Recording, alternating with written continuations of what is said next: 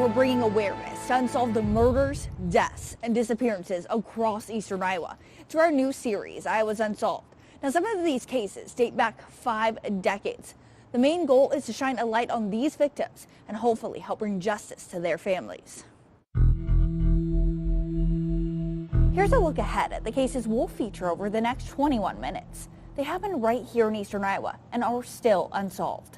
Families and friends of loved ones left without answers of closure, and law enforcement still accepting tips and combing through clues to help bring justice to these victims of violence. Here at Iowa's News Now, we understand hearing details about unsolved murders and cold cases could trigger emotions, especially for victims of crime. We want you to know that there are resources available for you. Just head on over to iowasnewsnow.com for a complete list of resources from the National Victims of Crime website. Our first Iowa's Unsolved uncovered new details about a cold case, one that hit the community hard more than 50 years ago.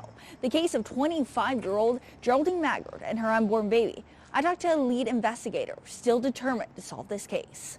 We're always trying to find the truth, and we owe that to the families of the loved ones. March 22nd, 1968. That's the last day Geraldine Maggard was seen. Around 2 weeks later, her body was found. It was April 6, 1968. Actually, some Boy Scout troops were hiking and found the body during the course of their hike. And the autopsy showed she died from beating and exposure. It's a case that devastated a community. The killing of a 25-year-old that was 3 months pregnant. Obviously, a case like this is particularly sad and tragic because she's a young, soon-to-be mother. So I'm sure at the time, just as it would be now, it was their top priority for everybody involved with the case. Investigators worked tirelessly to find answers. First bringing in Geraldine's husband for questioning, but he had a strong alibi and was dropped as a suspect. Evidence later showed a man in her life to be a strong suspect. In fact, they thought they may have found the killer, but it was too late. He had passed away. Time is your biggest barrier to success in any cold case. We run into people who have passed away even within the last year and a few months who would have had some sort of knowledge or were worthwhile to interview, and they've passed away. One advantage of time passing, technology is advancing. We're able to look at all these older cases that didn't have that opportunity to have DNA processing done on them prior to that time. One of the things you have to be careful, though, is that because DNA wasn't around back in the 60s or 70s, one of the difficulties you might have is that the evidence may not have been collected from the beginning. But if there is DNA evidence, even if it's 52 years old, Iowa's Department of Criminal Investigations, or DCI, has the ability to utilize it. You see DNA work being done on mummies, and so there's almost no limit to the amount of time that can go by as long as the evidence is preserved the way it should be. Allowing DCI to crack the most complex cases. Sadly, for Johnson County investigators, this technology gave them possible answers in Geraldine Maggard's case. But it was too late to investigate the department's strongest lead. For now, the case remains open. Now let's take you back to 1971 and the homicide of Maureen Brubaker Farley. This year would have marked her 67th birthday. I spoke with her family, who remembers the news like it was just yesterday. Decades later, and they are still holding on hope that something or someone will come forward. That was the worst news in our whole life. September 21st, 1971. That's the day 2 young hunters found the body of 17-year-old Maureen Brubaker Farley. Her body laid across an abandoned car along this ravine in Cedar Rapids. That same day, her family receiving a call no one ever wants to get. Howard David, Maureen's dad, and he said, "Oh, no," and he kept walking the floor and just saying, no. It was just it was like a nightmare. We couldn't believe it. Lisa was just 4 years old when she learned her sister was gone forever. Nearly 5 decades later, and that day still seems like yesterday. I remember the boys being in the bedroom and them coming out, and I just always remember that. Remembering losing dear Maureen, a young woman described as a firecracker loved by all. I know when she was 14, every time I'd go in the bedroom to get the kids a lot of times up for school. The screen was off the window and Maureen was gone. And 5 years ago, the family receiving a glimmer of hope when Cedar Rapids investigator Matthew Denlinger took an interest in Maureen's case. We kind of started all over from scratch in 2015. You know, this was a new case to us, so we had to familiarize ourselves with all the details of the case and make a plan going forward. But something giving them a leg up, looking at a man's DNA who was connected. We knew that we could go out and we could find men that had been involved in the case, whose names were mentioned in the report, who maybe were acquaintances of Maureen back then, and we could collect buccal swabs from them, and we could send that to the state, and we could have those compared to our suspect sample. So far, they have yet to find a match, but Denlinger is hopeful.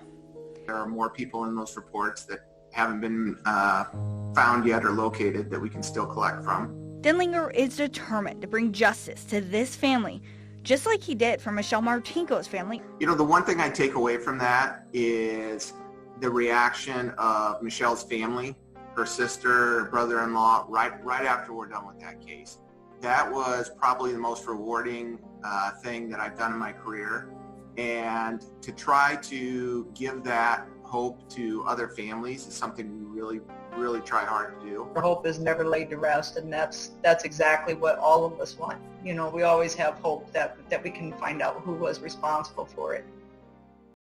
Another tragic case in 1971 is the murder of Karen Street. Her body was found in the old Amana mill race. Nearly 5 decades later, and still no strong leads. But investigators are hopeful that access to new technology could be the answer in cracking this decades-old case. It's really hard to tell because generally there's no witnesses. There's no idea of the method of the crime. Sometimes bodies are never even found. October 18th, 1971. That's the last time anyone ever saw 21-year-old Karen Street. 6 days later, her body was found submerged in the old Amana mill race. She'd been shot 4 times in the head. One of the issues that comes up in the Street case is in the late 60s, early 70s, hitchhiking was really prevalent. And unfortunately, in the United States, we had a lot of homicides that happened along highways. And they were people who were killed hitchhiking. Which is exactly what Karen told her friends she was planning to do. Hitch a ride from Cedar Rapids to Iowa City. It's an opportunity case. It's somebody who maybe didn't wake up one morning and say, I'm going to kidnap, murder, or whatever some victim, but they're in a position where it just becomes something they decide to do. They pull that trigger. It's something they probably thought of over time, and they finally done it. And with so many hitchhiking murders across the Midwest during that time period, investigators believe Karen's killer may have killed more than once. But linking someone to the crime is the challenge due to no witnesses. It turned out Karen fought back, leaving her killer's DNA under her fingernails. Unfortunately, it isn't usable. She was probably in the mill race up to 5 days. That DNA simply became rotten, essentially, and it basically makes the DNA go away as far as the testing that we use today. As technology advances, there is hope. What we're always hoping for is an advancement in the testing that might be able to bring out that DNA profile. And investigators say that technology could be available as soon as next year. The main goal, bringing justice to family waiting decades for answers. Somebody somewhere has to know something. 2 gruesome murders at an eastern Iowa hotel. While the evidence shows there may be more than one suspect. When Iowa's Unsolved returns.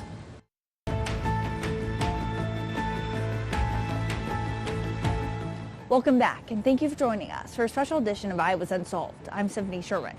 Tonight, we're going back the last 50 years and reintroducing you to tragic cold cases across eastern Iowa. The main goal is to highlight these victims and help bring justice.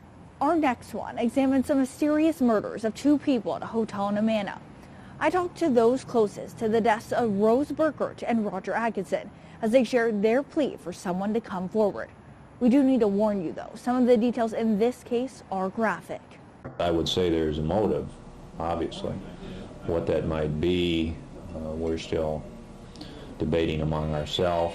It's a day still haunting the Amana community. September 12, 1980. That's the day 22-year-old Rose Burkhardt and 32-year-old Roger Atkinson checked into the Amana Holiday Inn. The next day, a housekeeper found the couple inside room 260, murdered. We're talking about interviewing friends, relatives, employees of the motel, employees in restaurants or service stations around the motel. Blood spatter covered the room. Their bodies lie face down on the bed. Both victims' skulls were beaten by what appears to be a hatchet or machete, but the weapon has never been found. Iowa County's Sheriff Rob Rotter was 12 years old that day, and he remembers the news like it was just yesterday. Well, I was notified of the crime yesterday at 1:15. There was probably no bigger news story in the Amana area at the time when that happened. It was very shocking. I remember very well.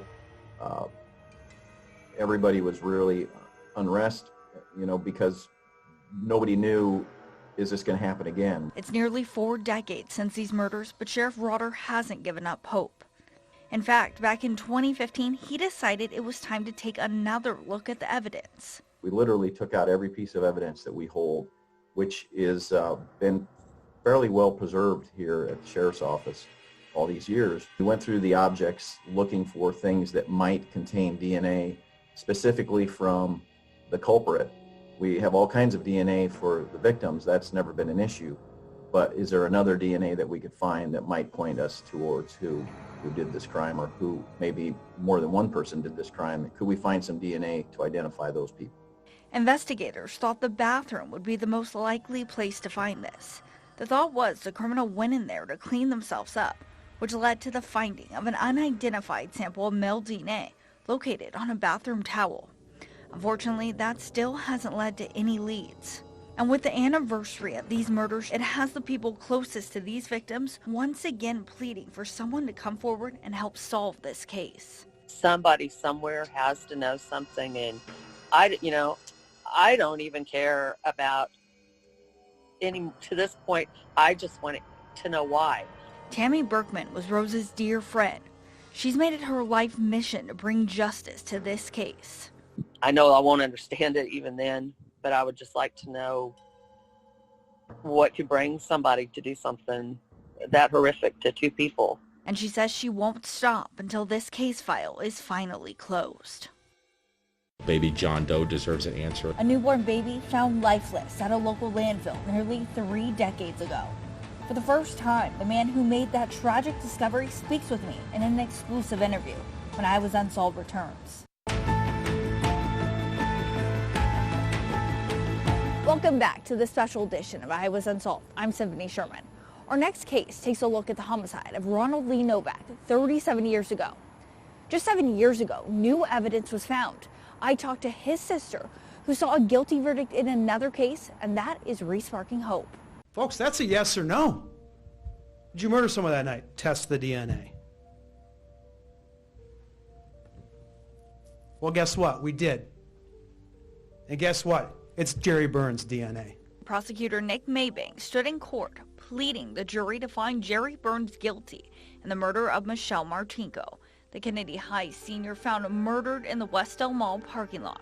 And that's exactly what they found.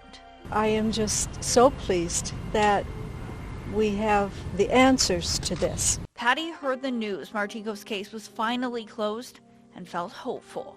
She's been waiting 37 years to find out who killed her brother, Ronald Novak. He was just 24 when his body was found outside his home on a freezing night in December 1983. He was frozen, had multiple injuries, including a gunshot wound, his hands tied behind his back. It just is so hard not knowing, not being able to put that final piece in and let it all rest. Both cases share something in common, DNA evidence, which is what led to Jerry Burns' conviction in Martinko's case. It just seemed like there's the answer we've been looking for, and it just hasn't panned out. Not a day goes by Patty doesn't think about her brother. Just that constant wondering, looking at people, thinking, are you the one? The frustration with not having the answers you'd like to have, the way it's shaped everything in my life, my kids' life, my everything. Just makes you look at so many things so differently in life. The case of Ronald Novak is one every detective at the Lynn County Sheriff's Office knows all too well. I was a young investigator and first put into the detective bureau. They gave me first. It says, here, read through this case. Read through this case file. Look at these. Revisiting this case is something that led investigators to that DNA evidence 7 years ago. Unfortunately, there is yet to be a match, but investigators continue working to find out who did this. When you get these cases, you know, I hate to say that it kind of becomes personal. It really does. You can try and put these pieces of the puzzle together and to try and find the answers. We're also tracking developments in other unsolved cases in Iowa, some dating back decades and ones that are more recent. Cases like the 1995 disappearance of former news anchor Jody Huisentruit. She went missing on her way to work at KIMT in Mason City.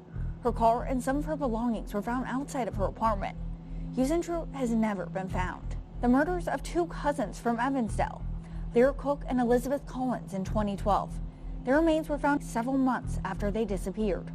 And Michaela Redinger, shot to death as she was driving on Highway 218 from Cedar Falls to Waterloo in April 2019. Investigators say a bullet hit her in the neck. She died at the scene. There are no suspects in all three of these cases. Our next case is one that shook the Iowa City community just days before Christmas back in 1992. That's when a lifeless baby was found in the Iowa City landfill. It was a freezing day in December. I found out what happened that day. We're banking on the fact that someone knows that she was pregnant and that she now does not have a baby and that she's not pregnant anymore, and we're hoping to get a lead that way. December 21st, 1992. A day still filled with questions. A garbage truck driver was dumping a load at the Iowa City landfill. That's when he spotted it, a baby's body laying in the middle of piles of trash. The baby was dumped by one of those trucks. There are general areas that we can look at, and those are the ones that we're canvassing now. It was the body of a newborn baby boy, just about 10 pounds, but he was already dead when police arrived. It's here at the Iowa City landfill that a city garbage truck driver spotted the baby boy's body among trash. Medical experts say the freezing temperatures helped preserve the body.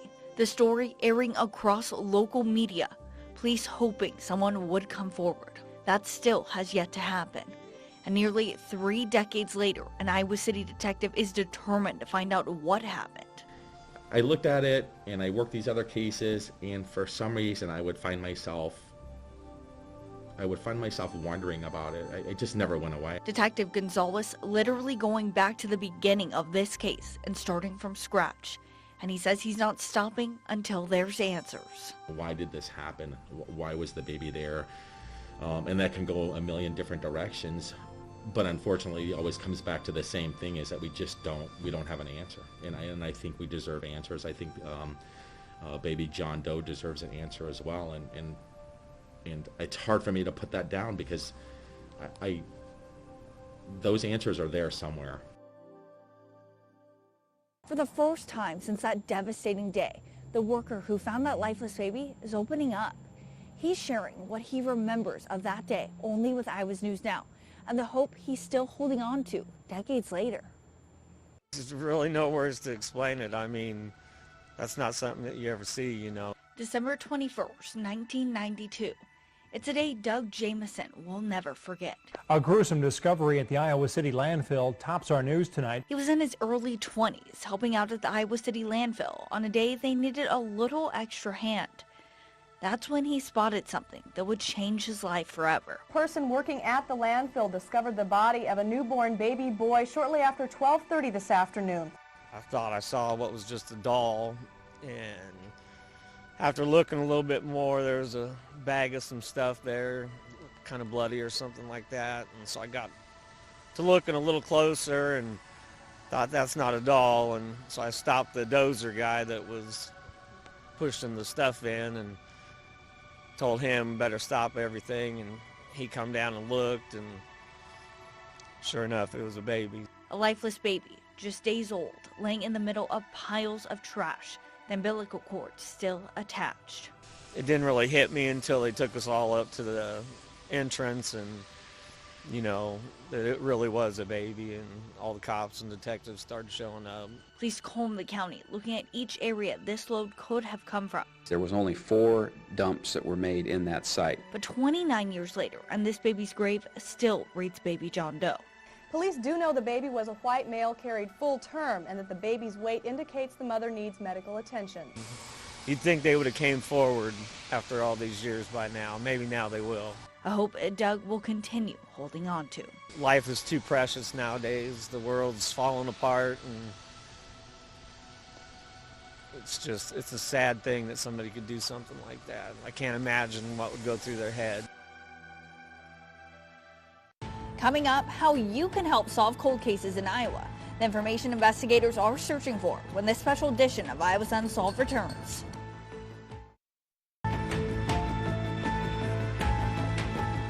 Welcome back to the special edition of Iowa's Unsolved.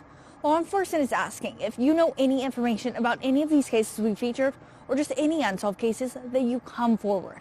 You can do that by calling your local police department or your local Crime Stoppers hotline. All tips shared with Crime Stoppers are anonymous. We wanted to thank you for joining us for this special edition of Iowa's Unsolved.